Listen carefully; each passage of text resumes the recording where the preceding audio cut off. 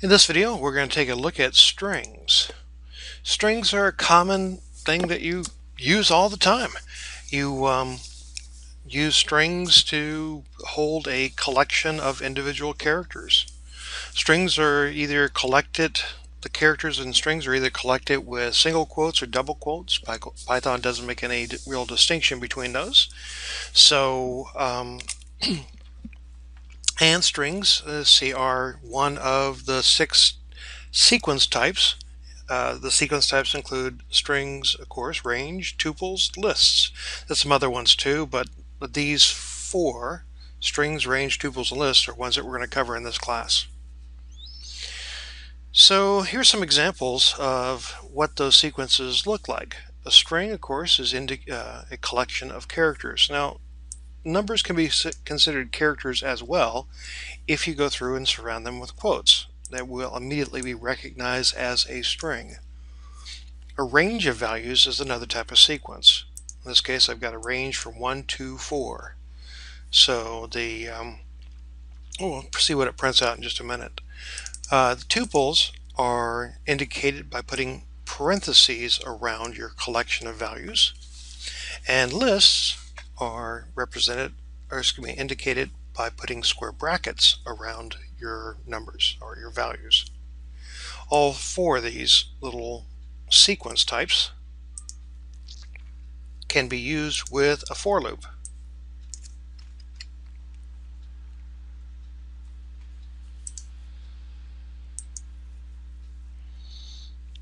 So from the string, you can see it just loops through the items individually, 1, 2, 3. And when I do a range, it goes through individually and loops for them as well, 1, 2, 3. Now it says 1 to 4, but it never gets to 4. With a range, you include the lowest number, but you don't include the upper number. In a tuple, once again, 1, 2, 3, and in a list, 1, 2, 3. They're all very much the same.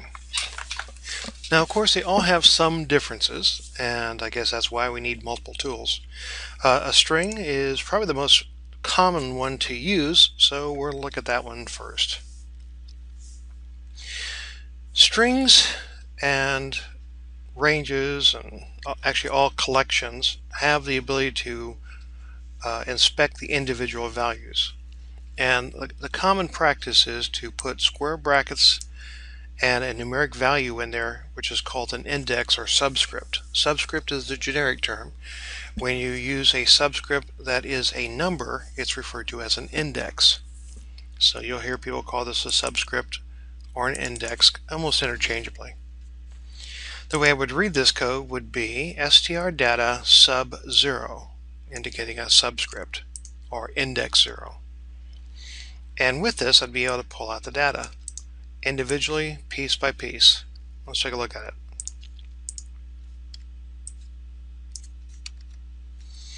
So the data goes in, and when I print it out, you can see I'm getting element 0 is 1. Element 1 is actually the comma in between. Element 2 is 2. Element 3 is the comma in between. And element 4 is, well, in this case, 3. If I take out those commas and I run it again, I get an error message. That's because there is an element 0, an element 1, and an element 2, but there are no 3 and 4. Still get an error message. I'm out of range. My index is out of range. Now it should be happy. The numbering system is based on 0, and guys, that's pretty much across the board in the programming world. There are very few languages that start with a numbering system of 1 and move forward. There are some, but by and large, if you have to make an educated guess at it, guess 0. You're most likely going to be correct. Strings have a number of methods or functions that are associated with them. These include things like capitalize, which allows you to convert your data from uppercase to lowercase, or excuse me, capitalize your data, or lowercase or uppercase. We've seen these two before. We haven't seen capital. Capitalize just capitalize the first character of that string. Strip, that's kind of handy. What it does is it gets rid of extra spaces that would be part of a string. Let's see if I can show you what I mean. Let's say we have a string like 1, 2, 3. And I go ahead and I put in extra spaces there.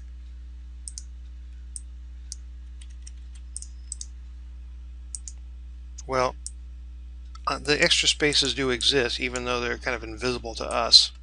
They have a numeric value, so they do exist. If I go ahead and use strip,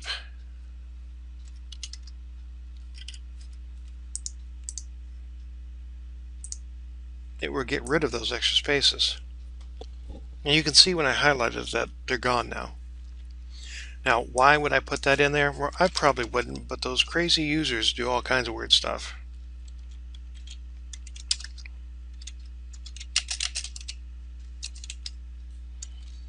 And if they did,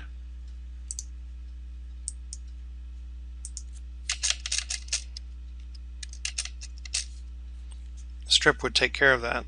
Without that, you'd end up getting data that wasn't exactly as clean as you would like it.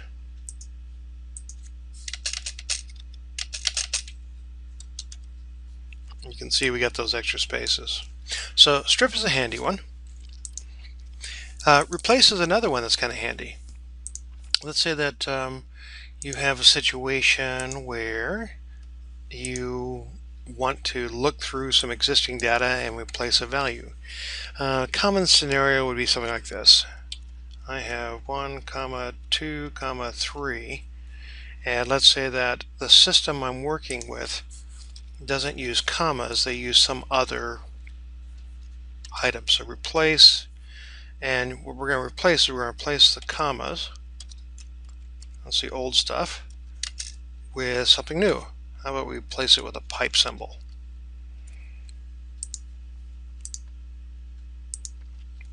And you can see that now I've got the little pipe symbol, which is above the enter key, replacing that. Common separate value files are probably more common than pipe symbol.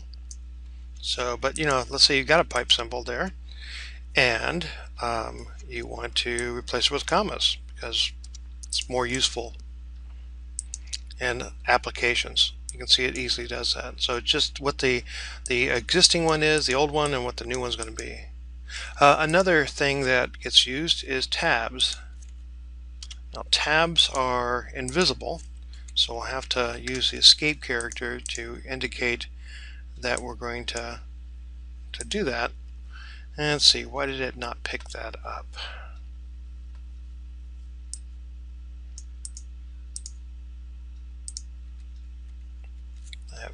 Oh, it's because the PyCharm is actually going through and introducing spaces instead. You can see here I've got spaces instead of tabs. So let's see if I can force it to do that.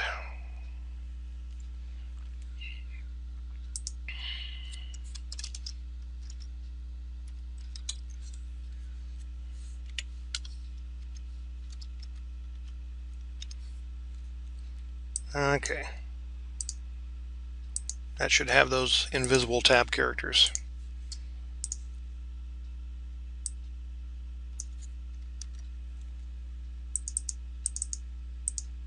Yeah, see, it doesn't actually act like it's a bunch of little spaces in there anymore. I gotta see if it works. Yay! That's a problem with things like tab or other invisible characters. It's kind of hard to see. So I think comma separate values are more popular just for the fact they're just a little bit more practical for working with humans. So replace is handy. There's things like is alpha, in which case you check if all the characters in the string are alphabetic, and there's at least one character in the string, it will show up. let's see here. So is alpha.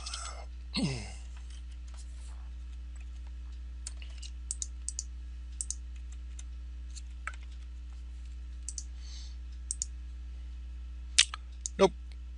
Let's try to put an A in there. Nope. Let's take out the numbers. Yep. So that's handy. There's a few other ones that are similar to that. You have to be kind of careful with any of these that return something if it's a string that represents like a number. Most of the time you just have to test it. I'll show you an example of what I mean in just a bit. Split is a real handy one. Basically what you do is you go through and you take a string and you split it into basically a list of individual values based on some kind of designation item. So what should I call it? And there's a proper term for that. I just can't think what it is. Based on it says separator, but some character that you're going to use. So here's an example. I go through and I say 1 comma 2 comma 3. I use split based on the character comma, and what I end up is with a list of values. Now I have tuple here and I keep fixing that, but I keep forgetting to save my work. It actually comes back as a list. Lists and tuples are very similar, and originally I put that in there because you hadn't learned about either one at this point, so it didn't really matter what I called it, but I need to be more precise. I'll show you more about lists and tuples as we go forward. So if I were to take this example and try it out over here, basically I just go through and say LST data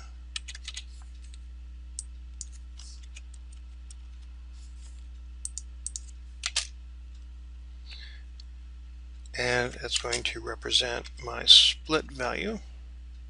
So str data dot dot split, and I tell it which character I want to split on, and I'll get a list of items. Now in this case I think I'll put a breakpoint here so we can see what's inside, and I'll go ahead and run it with debugging on. There we go. And now there's nothing inside of there yet because it hasn't ran. This actually has ran and it stopped on line 2, so it's got some data. I'll advance it, and we should be able to see something in here now. Do I need another statement? Let's escape that. Okay, let me stop this real fast. I pressed a little square box on the side. Let me print out something so it has another line to go to. I'll just print out the list. Okay, let's try again. Okay, so it has ran this line. It hasn't ran this line. But if I advance it with step into, you can see it goes down the print statement. And now I can hover over it and I can see the contents.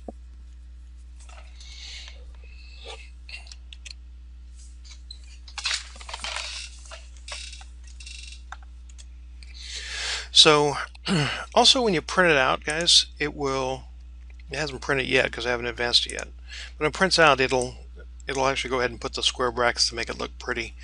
I'll tell you why, and it does that and explain the mechanics behind it a few weeks later. We'll get into it. But anyway, for right now, just recognize that it prints it out like that. If I ask for a specific item in it, remember how we talked about an index? It would only print out that item.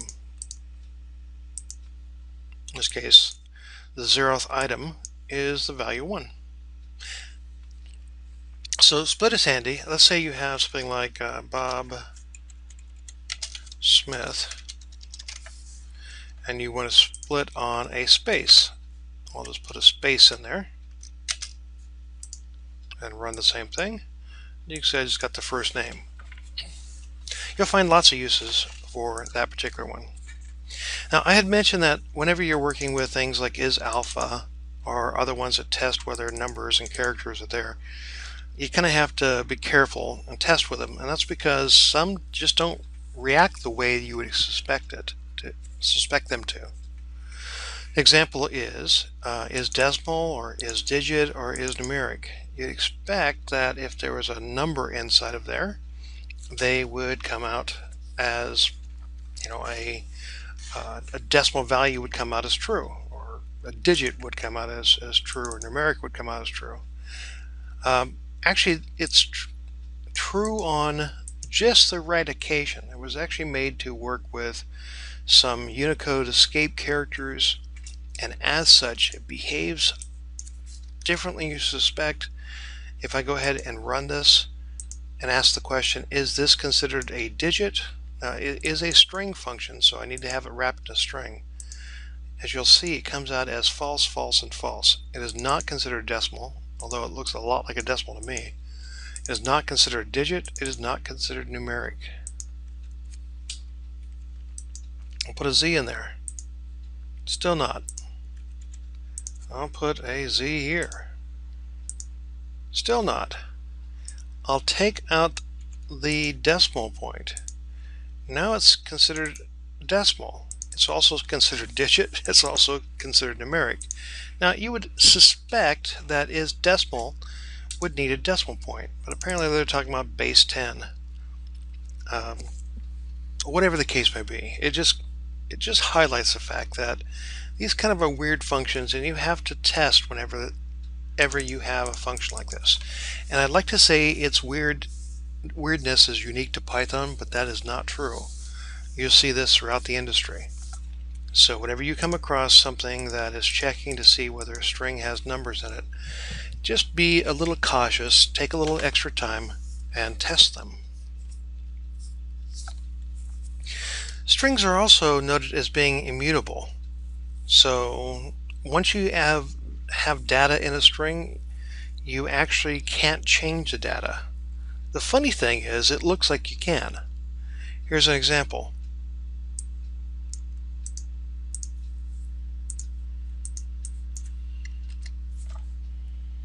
I go through and I make a string, and you can see that when I print it out in line 2, it prints out as 1, 2, 3.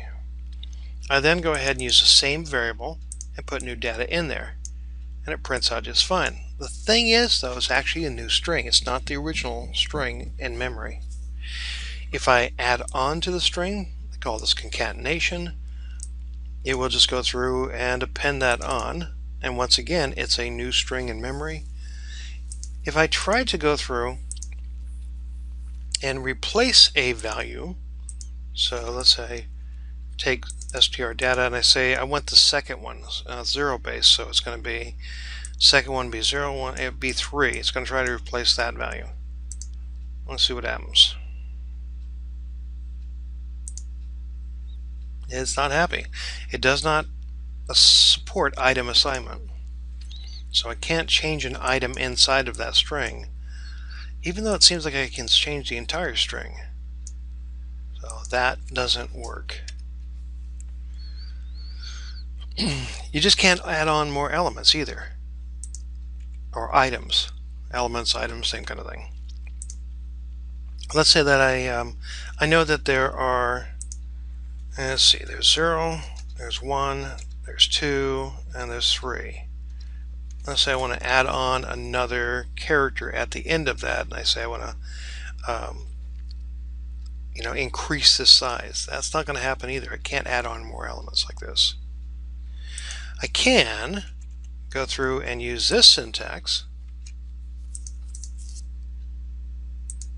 but once again, when I do, let's see, what is your problem here? Oops, I forgot to add quotes around it. Once I do, I'm getting a different string. Now, it could be argued, why do I care? And to tell you the truth, often you just don't. Here's kind of an example, in which case I would go through and say, actually let me bring up the PowerPoint, it's a little easier.